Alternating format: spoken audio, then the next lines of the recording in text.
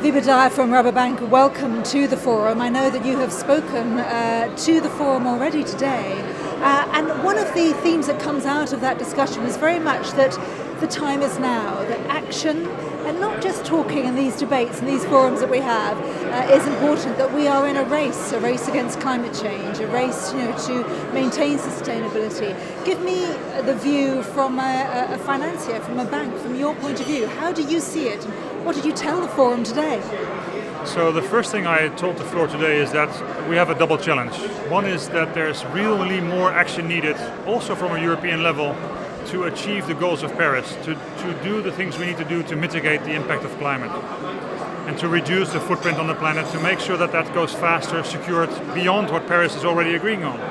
And the second challenge is that we need to also adapt to the consequences of real climate change, even if we deliver on Paris. And both are crucial things that need to go into the policy framework. And the second thing I said is policy actually matters in making this shift. This is a lever in the systems change that is needed towards an agricultural system that can deliver that.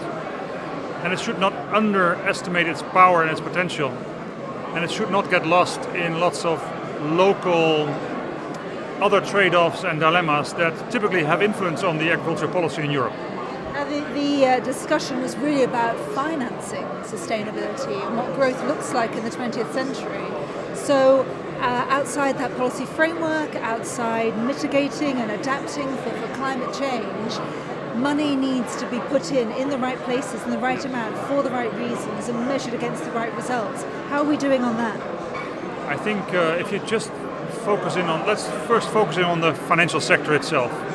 And there were some really good people on the panel that articulated this, so it's not me telling, but it's the panel, saying that yes, there are some good banks that take the first step, but really the whole system needs to put more money in sustainably financing the shift of agriculture, taking into account the agricultural practices that have an impact on society and on the planet into their financing criteria. That is one thing that's needed.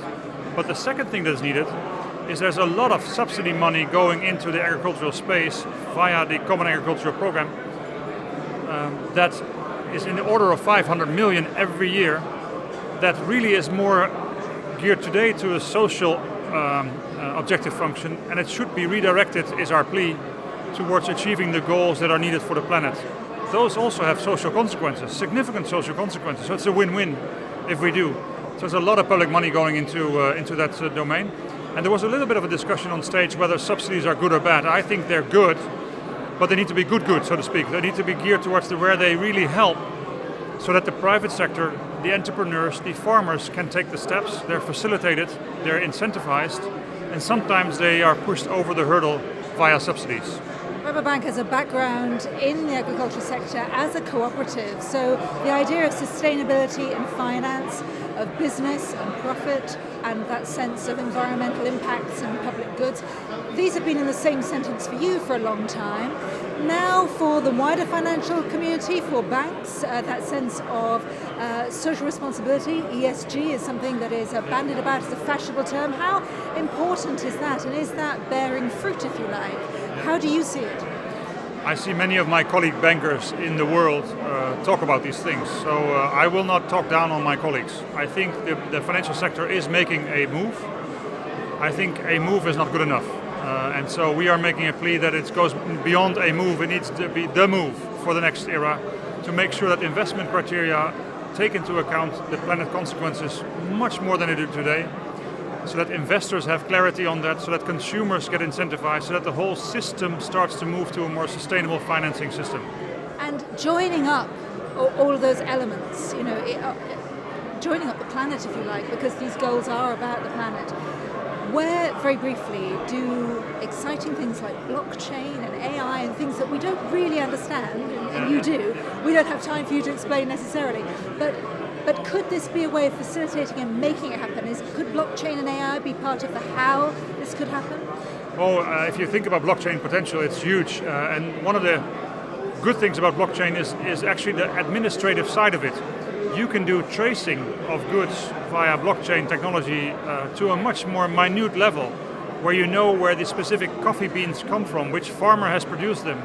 And so these new technologies enable the enable the administrative side of the system that is more sustainable to be executed in the right way, so that farmers have a real incentive to change, and we can track and trace it, and the money goes where it's really needed, to those farmers who make the first step first. And that's also an assignment, I think, of the Common Agricultural Policy negotiation right now, is to make the farmer the driver of the change again, so that he can and she can make the difference in terms of their decisions on the ground. And a very practical example is a cow produces a certain emission. They just do. And if you change the food of a cow, you can change the emission.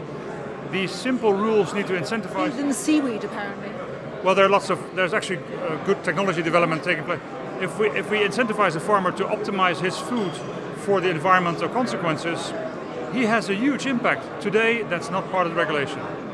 So exciting potential then to unlock for the next generation of farmers, almost to incentivize them to say that this can be worthwhile and important and have a real future for young farmers and their children. Absolutely, and I've been saying quite a while that we should celebrate the success of farming in the last 40 years. We should celebrate the changes I would sometimes call it an industrial revolution of farming in the last 40 years. We should now celebrate their victory in the next round, which is a more sustainable future for farming, directed by and led by these young farmers that step ahead and do the right thing. Thank you very much for talking to us today. Enjoy the rest of the forum.